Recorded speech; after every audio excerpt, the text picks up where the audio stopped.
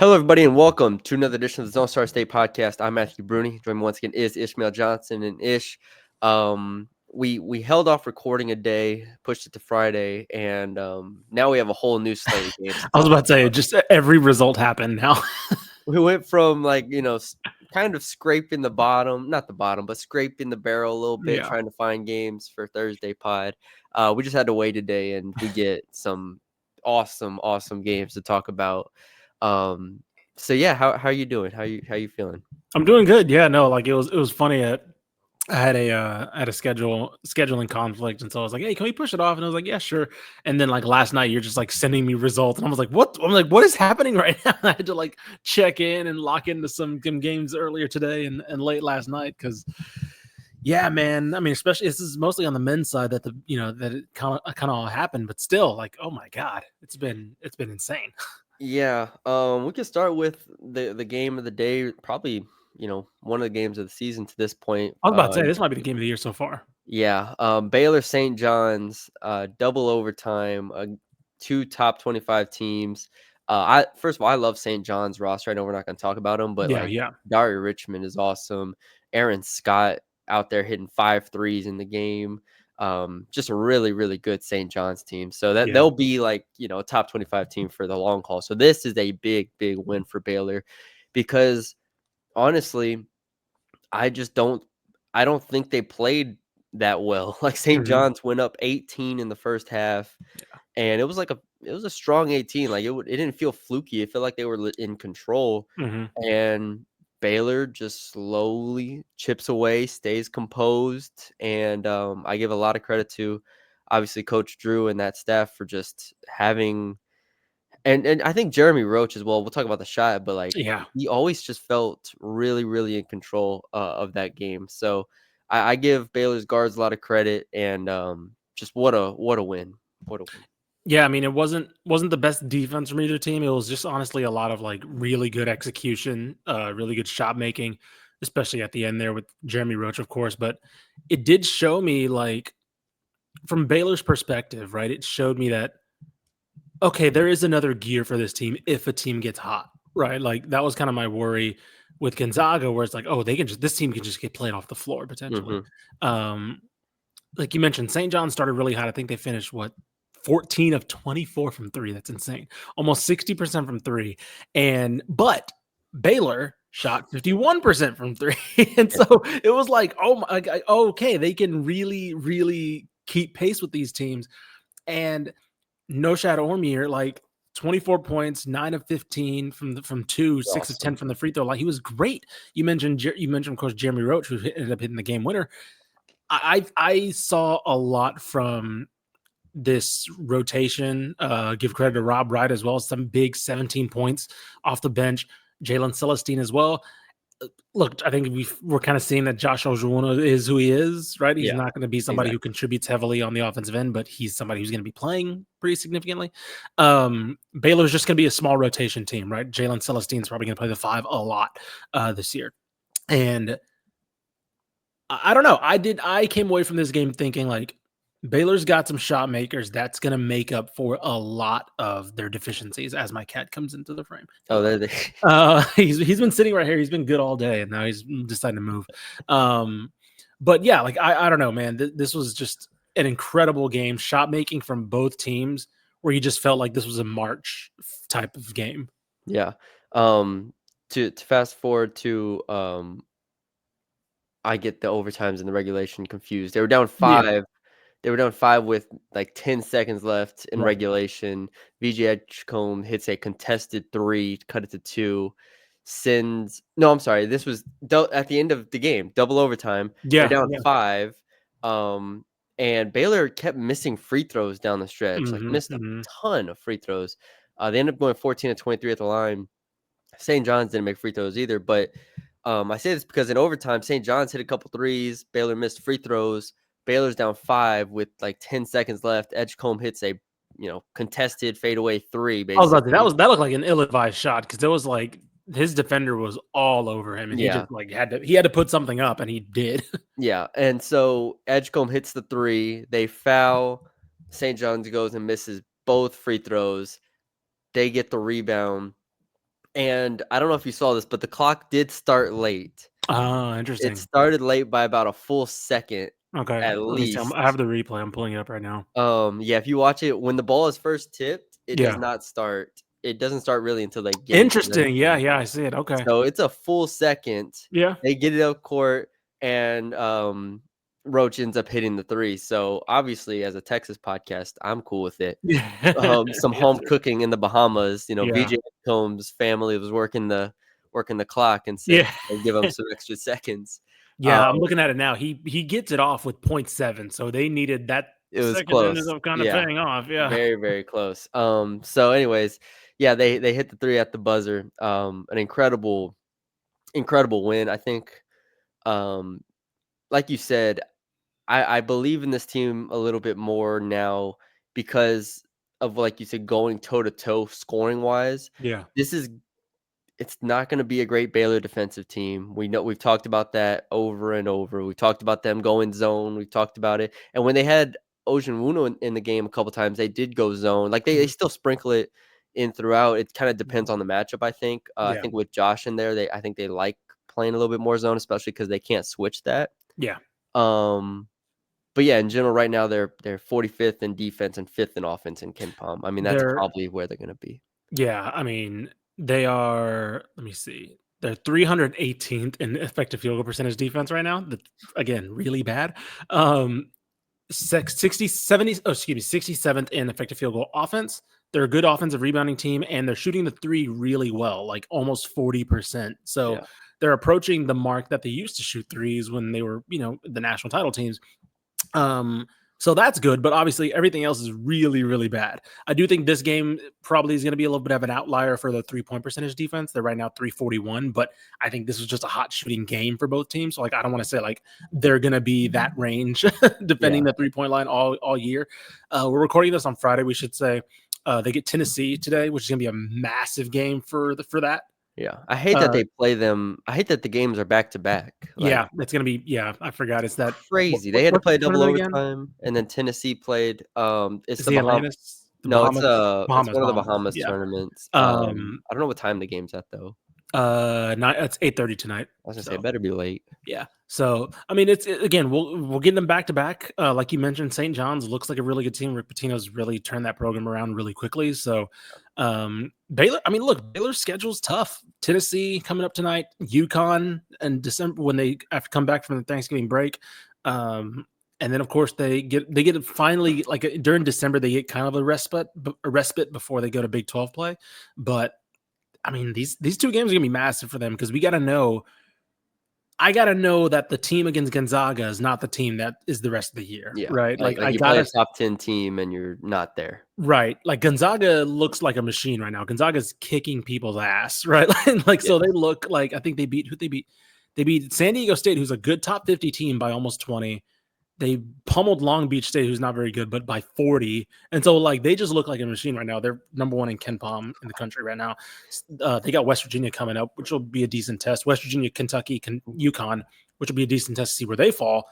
But I need to show that, okay, maybe Gonzaga just happened to have a really great night, and then Baylor just happened to have a really bad start in these next couple of games for the Bears. yeah. Let me make sure in my notes anything else. No, I mean, like you said, I think Norshad Omier, he's just been so good Yeah, for this he's team. somebody. I mean, he's somebody we didn't talk about. Like in heading into the year, I didn't expect him to play this big. Yeah, no, I thought, we knew he was good, but a Sure, lot of the talk, especially from me and you, was like the backcourt, and which is sure. obviously important here with Roach and Edgecombe. Yeah, But yeah, Omir's been able at his size to be able to play the five as long as he has, yeah, considering they don't have really many other options, has been massive. yeah. I'll Massive. say this for Edgecombe because some people may look at it and it's like, oh man, he's not doing. Especially Mhm. when you see Trey Johnson doing what he's doing, right? That they're going to Yeah. naturally we compared them compared them, and they're going to naturally be compared. I do think that there is something to be said about Scott Drew. Right now, I think he has the highest usage percentage on the team right now, right? He is leading the team in usage. He's leading the team in possession percentage. Yeah. I think there is something to be said about Scott Drew saying that he trusts this guy. Like, sure, the scoring's not going to be there, day one. That was never going to be the thing that he contributed day one at his highest level. That's something that's going to come later on. Trey Johnson was the scorer of the two. Mm-hmm. But the fact that they're running this offense through him for the most part, not through Jeremy Roach, really. Like Jeremy Roach is obviously the senior captain, but he's, I think, let me see, 1, 2, 3, 4. He's fourth right now in possessions percentage. Yeah. Right? Like he's like VJ Edgecombe. This team runs through VJ Edgecombe and No Shadow Mir right now. And I think there's something to be said about, okay, yeah, just because this guy is going to have the offense run through him and he's not scoring at the most efficient clip and he's not playing incredible defense, like Scott Drew sees something that we don't. And I think so far there's no reason to question why things are going through him if they're playing this well offensively. Yeah, and Edgecombe has been such a good like all-around presence. I mean, his offensive rebound percentage is like 11, which is top 250 in the country. His block percentage and steal percentage are both top 130 in the country. Like he is impacting the game in other ways right now. So yeah, he's averaging let me see, 3.5 assists, almost over 3.5 assists per game. Yeah. Over a block and a half, and then 2 steals a game right now. So like again, he is contributing everywhere on that floor. Yeah. All right. Texas Tech men's. Yeah. Because we'll talk about the women later. Texas Tech men's loses to St. Joe's in a heartbreaker. They had a shot to win it at the buzzer, but it's a little floater shot that just rims out. And look, I'm not happy they lost, but at the same time, if they had won, we would have gotten Texas Tech versus Baylor. Mm-hmm. Or no, I'm sorry, Texas Tech versus who won the New York tournament? I didn't. Let me see. I can. Sorry, I'm blanking on it. It was Texas. Texas. Sorry, yeah. So we it was Texas versus Texas, and actually, no, that's what it was. I wanted that to happen, and we're not going to get that instead. So, because Texas beat Syracuse, yeah, because Texas beat Syracuse, yeah. I'm already getting all the tournaments from Feast Week. I know, right? In my head, and it's barely started. Regardless, 78-77. Another game that had the other team kind of go up huge. I think St. Joe's was up 15 or something at one point. Yeah, and they were up 10 at half. Look, I don't want to disparage Texas Tech too much because honestly, I think they're going to be fine. Like I really do. They shot 4 of 20 from 3. St. Joe's shot 12 of 22 from 3. Like you're not, and some of that is defense. Like I watching the game, like you definitely felt like St. Joe's was just generating some good looks. Yeah, 12 of 22 from 3 is 12 of 22 from 3. I was about to say, at some point, it's like, hey, look, it's a math problem at that point. Yeah, like you get beat by the 3-point line by 24 points here. That's tough. And then then St. Joe's also got to the free throw line 29 times, which again, not good defense, but still, it just felt like you said, the math equation for this team just did not feel like it was a game they were going to win in any capacity. So they had to like muscle it out. I mean, Toppin is freaking incredible. Yeah, these are the type of games where you see like, that's why they got that guy. Yeah, 18 rebounds, 12 offensive for JT Toppin. Insane. He doesn't need the ball like on the block or anything like that. Right. He is just so good at going and getting it. He's like a lob threat. He is just phenomenal. So yeah, that's the kind of player that JT Toppin is, and I think that's going to help this team significantly. So like, I don't leave this game overwhelmingly like disappointed. It was Texas Tech's first game against like a big, school, a good team like this. So a loss isn't great, but I don't know. I don't feel too bad. Do you? No, I don't feel too bad. This Tech team is still brand new, right? Like this is still essentially a brand new roster aside from a couple players. So like I didn't expect them to roll in flawlessly. I am interested to see them against Syracuse, right? I don't think Syracuse is incredible, but like I think Autry's done a decent job of putting something together there. They really pushed Texas. And so I think Tech, and I don't think Tech has a big until the A&M game on the I think it's at Dickies, right? Yeah. They don't really have a big test. So like, this is going to be their test for me to see. if they can bounce back against that St. Joe's loss. I'll say this. I do think something I guess I didn't really anticipate because of how good JT Toppin's been. Like JT Toppin and Darian Williams alone could carry this team to like a ceiling of like contending in the Big 12. Like Mhm. those two by themselves, like because outside of Kansas with Hunter Dickinson and Houston, of course, it's the top two teams. Nobody else has a 1-2 punch inside like those two guys. And so again, we'll see how good they get as they continue to play together. But like that's what stuck out to me so far is that inside they just have two guys that could be first team all Big 12 if obviously in the right scenario, but if at their ceiling. But like outside of the two top teams in the conference, and then depending on how you feel about Iowa State, of course, but yeah, I've the way they've played so far, I'm just like, Jesus, this team they could win the Big 12 with these two guys if everything clicks right. yeah. Darian Williams, 18 points. Chance McMillan, 17 points. I think, and then like their shooters didn't have. I mean, clearly they shot 4 of 20 from 3, but like right. Darian Williams 0 for 4. Right. Kerwin went 1 for 2, but Christian Anderson, who I they were talking about on the broadcast a lot, as a freshman from Atlanta. Mhm. He's come in and played a big role for them early. He only went 1 of 4 from 3 in 23 minutes. So, Kevin Overton 0 for 3. So those are players that just have to kind of make shots for this team. I agree with you in terms of the front court and just generally their size. I think on the wing and is good enough, but Mhm. they need to be a team that hits threes like last year, Yeah. right? Like last year's Yeah. team felt like it could hit threes. It doesn't feel like they're super comfortable, I guess, in these games where you have to defend at a high level for a long time, Right. which is Right. weird to say about a McCaslin team, but the defense Sure. just still I don't think is quite there yet. Yeah. No, I think the numbers are weighing out so far too. They're not, again, this game may be an outlier so far. It's really early, but 347th in defense in 3-point percentage defense right now. Jeez, so Baylor and Texas Tech are both allowing teams to shoot 40% from 3. Yeah, it's pretty bad. That's crazy. Again, right now it's still early, so like both teams just gave up a massive game, so like that may Yeah. skew the numbers a little bit, but even then, I think it's something worth keeping an eye on because I think, let me see, Pine Bluff shot 37% against them, right? So it's like Yeah. it's not just the really good teams. So it's a little thing to keep tabs on. I will say the thing that's really impressed me so far is that their offense is just crisp right now. Oh, it's Tech's insane. offense is just like last year it looked crisp just because it needed to look.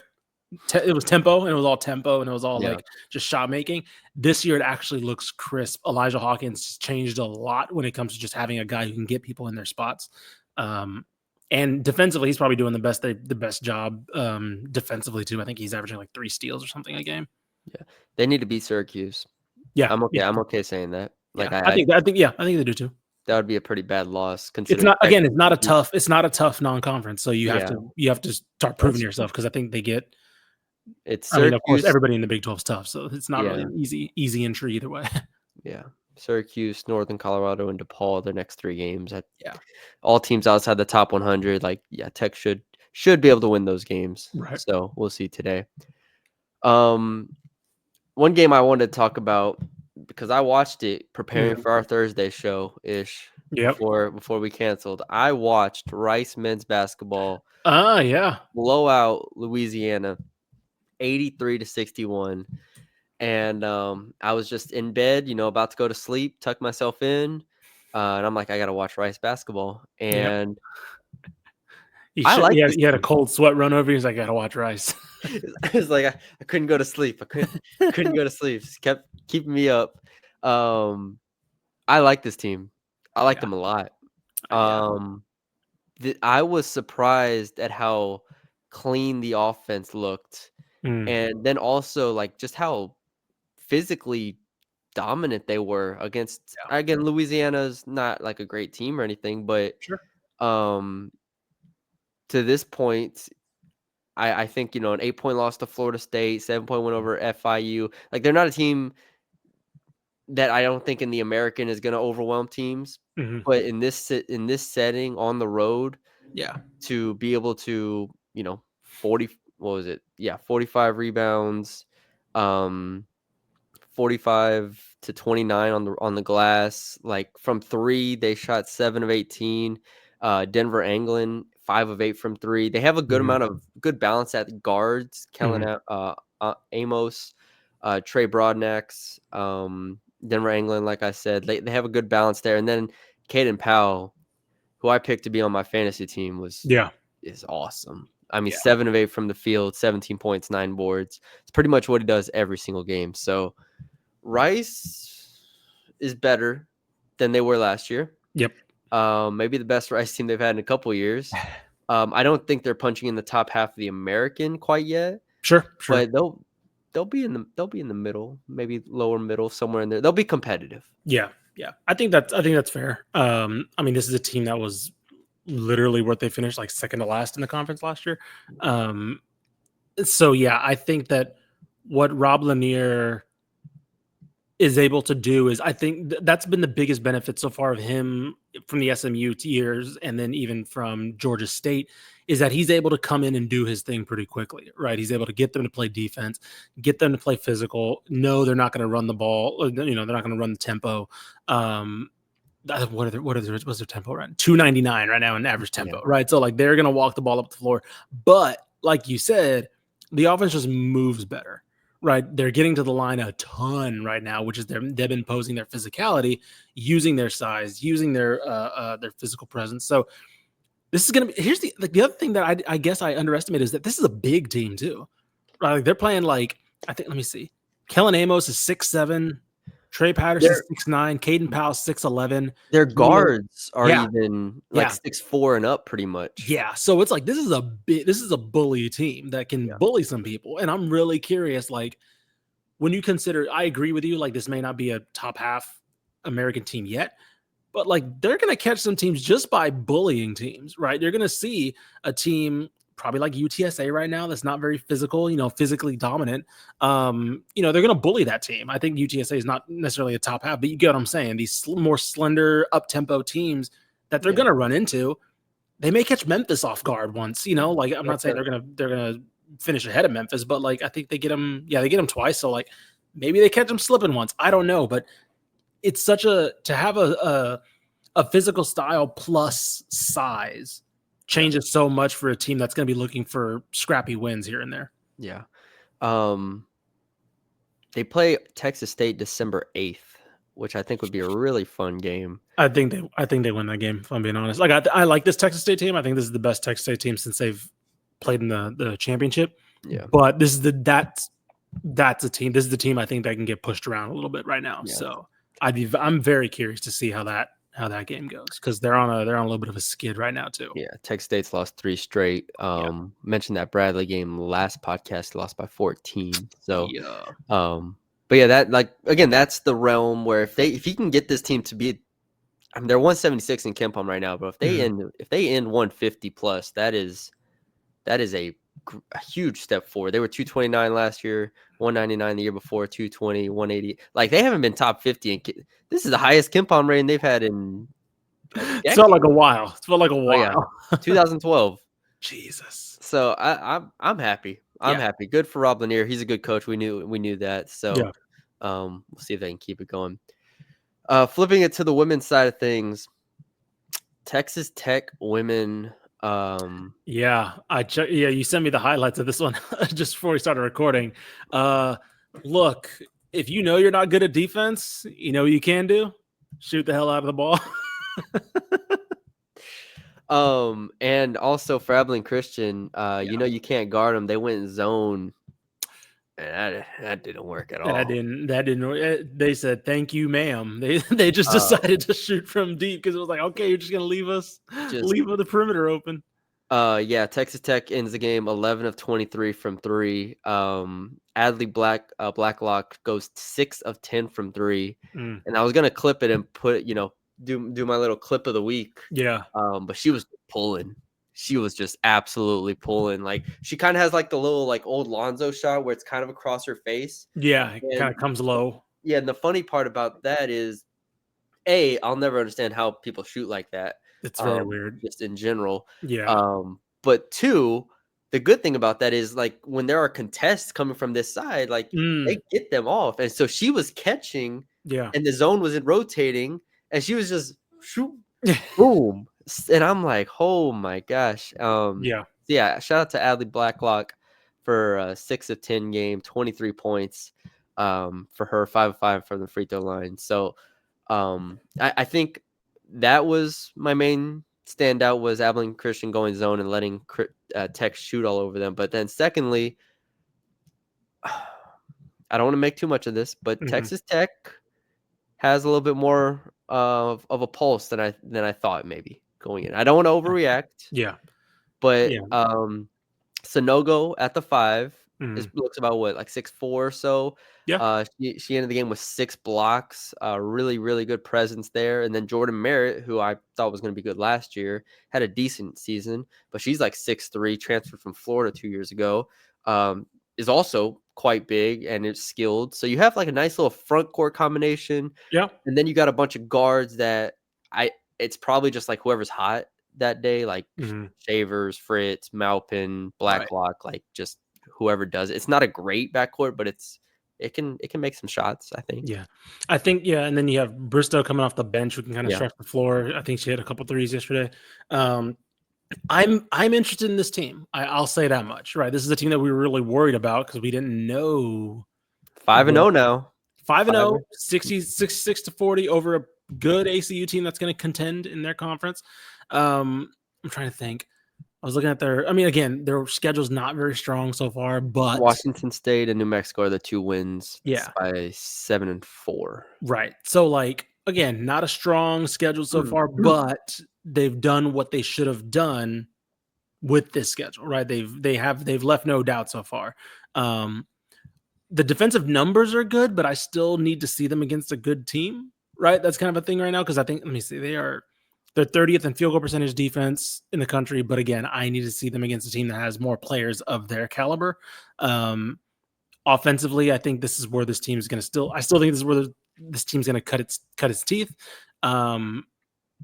But so far so good, right? We can only judge them off what we've seen so far, and so far so good. I'm trying to see their schedule to see when we will get a better read. Next two games, Florida State Gonzaga, and Gonzaga in the Virgin Islands. Yeah. Okay, I will take that. Yes, absolutely. I will be able to evaluate, and then SFA, who's not a pushover. So like I will be able to get a good read on this team into December. Let's just say. Speaking of Gonzaga, Rice. Remember Rice? We were talking about them. Yeah. That's a what's the term in college football? It's a quality loss. Oh, there they go. Right across my screen. What was it? Quality loss. Yes, for Rice. 3 points, 72 to 69 against Gonzaga. Even if Gonzaga is not the team that it was last year, sure. I mean, sure, Gonzaga was awesome last year. Yeah. A 3-point loss, and let me pull up the box score because I saw this earlier. Still no Malia Fisher. Still no Malia Fisher. Yes, very important to note. But guess who dropped 20 points and 9 rebounds in this game? My girl, Haley Adams. Let's go, baby. Talk about it on the pod. Yep. She goes down, drops 20 and 9 with 3 assists to 1 turnover. Like she's just such a good basketball player, Haley Adams. Yeah. So that's a really strong result for them. And they were winning going into the fourth quarter. Gonzaga ends up pulling it out in the end. But shout out to Rice. Yeah. Rice Women's this is a team that we had high hopes for. And they're again, it's kind of like it's a little bit to a lesser extent because UTSA proved a lot last year without Jordan Jenkins, but it's like doing it without your all-conference player for a period of time. Like, okay, like there's something to work with here. There's something really promising here. It shows the roster building that Lindsay Edmonds has done. So yeah, I was very encouraged by this game. Like you mentioned, they held a lead late. They looked like they were gonna be able to pull it out. I'm really excited about this team now. This team's moving to like front runner in my mind, at least front runner AAC team on paper before, as I kind of put things into place as the conference comes up. Who do they have next? Let's see. BYU. Vermont, Utah. It's not really tough. It's not really that tough of a schedule. I mean, BYU is a Big 12 team. No, BYU, yeah, but like Vermont, Utah Tech, Oh, yeah. Louisiana, Texas Southern, Georgia Tech, decent, and then South Florida. So, not again. This is the next test. BYU is the next test, and then that's kind of it for they can take care of business. I'd say the rest of the way before conference. Yeah. Last game, which I'm just gonna box score real quick. Yep. UTSA, I texted you. UTSA women's basketball made a statement, beating A&M Corpus Christi 62. Buddy, did they beat them? 43. Funny part is, yeah, A&M Corpus Christi was up at halftime by 1 point, and as I box score watched this, UTSA wins the third quarter 18-3. Jesus. And then the fourth quarter 14-9. So Karen Aston let them hear it at halftime. yeah, Karen Aston did some magic at halftime, and UTSA ends up putting them away at home. Jordan Jenkins, 16 points, 7 boards, 4 blocks, 5 steals. So I assume she was kind of the difference there overall, because that kind of size is something Corpus Christi doesn't really have. We talked about their guards, Paige Allen and Aguado. Again, we're very good, but UTSA gets it done. I mean, 32 points in the paint, 26 points off turnovers, 21 second chance points for UTSA, to just 8 second chance points for A&M Corpus Christi. So again, A&M Corpus Christi, we know is going to be good and one of the better teams in the Southland. I think this was a big win for UTSA, considering they maybe should have beaten A&M. Like, they had some frustrating losses. Yeah, you have that frustrating loss, and it's like getting back on the horse. Yeah. To beat UTEP on Saturday of last week, and then beat A&M Corpus Christi. So yeah, I wanted to give them a shout out. Yeah, no, I think that's good. One other quick shout out that I'm noticing, I'm trying to see. I need to see Texas against a good team soon, which I think they do get a good team. The Texas women? Yeah, because one interesting wrinkle for this team this year, Shea Holly's kind of shooting the hell out of the ball. She's averaging double digits right now, and she's averaging 4 3-point attempts per game, which with a Vic Schaefer team might as well be 10. Yes.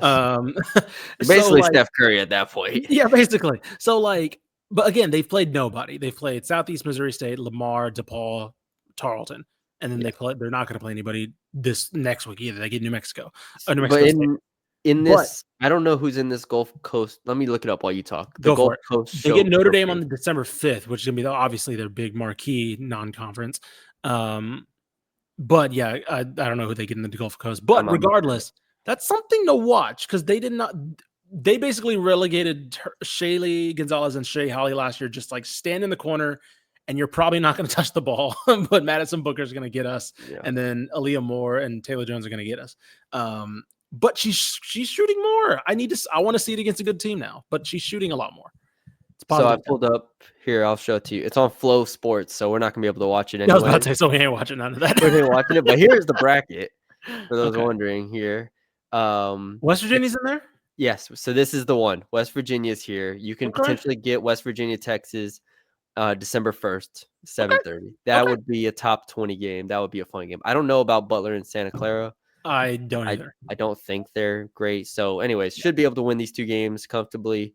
And hopefully West Virginia does the same. And you get Texas, West Virginia here on December 1st. Okay. Well, Butler beat Indiana this year.